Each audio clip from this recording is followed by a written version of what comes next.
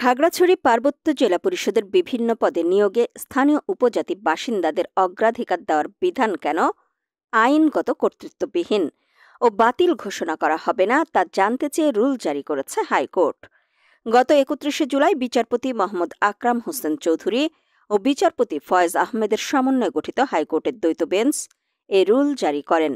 সংবিধানের ১০২ অনুচ্ছেদের আওতায় দায়ের করা রিট আবেদনে বলা হয়, চাকরিতে উপজাতিদের একচেটিয়া অগ্রাধিকার দেওয়ার বিধান সংবিধানের প্রদত্ত সম অধিকার ও বৈষম্যহীনতার নিশ্চয়তার সঙ্গে সাংঘর্ষিক।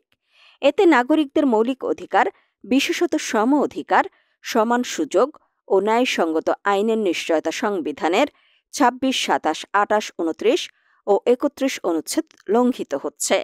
রুলে জানতে চাওয়া হয়েছে, খাগড়াছড়ি পার্বত্য জেলা পরিষদ আইন ১৯৮৯ ধারা ৩২(২) এবং সংশ্লিষ্ট বিধিমালার ৪(২) কেন সংবিধান বিরোধী ঘোষণা করা হবে না। একই সঙ্গে গত ১২ জুন প্রকাশিত নিয়োগ বিজ্ঞপ্তি, যাতে উপজাতি বাসিন্দাদের অগ্রাধিকার দেওয়ার কথা উল্লেখ আছে, কেন বাতিল ঘোষণা করা হবে না তাও জানতে চেয়েছে আদালত। রিট আবেদনটি করেন খাগড়াছড়ি সদরের বাসিন্দা ও পার্বত্য চট্টগ্রাম সম অধিকার আন্দোলনের জেলা কমিটির সাধারণ সম্পাদক মোহাম্মদ আসাদ উল্লাহ।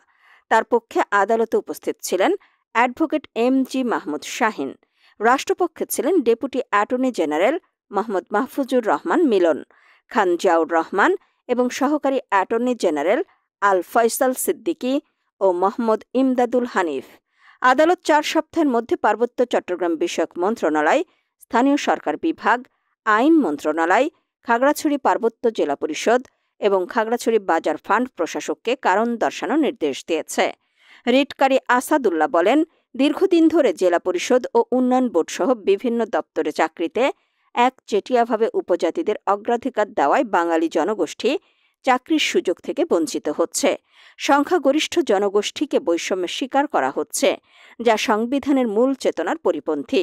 তিনি আরও জানান, গত বছর উপজাতিদের জন্য ১% কোটা নির্ধারণ করা হলেও পাহাড়ের প্রায় সব নিয়োগ বিজ্ঞপ্তিতে শুধুমাত্র উপজাতীয়দের অগ্রাধিকার দেওয়ায় বৈষম্যের শিকার হচ্ছেন স্থানীয় বাঙালিরা। পর্যবেক্ষকরা মনে করছেন, এরিটের চূড়ান্ত রায় শুধু খাগড়াছড়ি নয়, পুরো পার্বত্য চট্টগ্রামের চাকরি কাঠামোতে বৈষম্য রোধে দিক নির্দেশক হিসেবে ভূমিকা রাখবে। আদালতের রায় একদিকে যেমন সংবিধানের মৌলিক অধিকার নিশ্চিত করবে, অন্যদিকে পাহাড়ি ও বাঙালি উভয় জনগোষ্ঠীর মধ্যে ভারসাম্য রক্ষার পথও সুগম করতে পারে।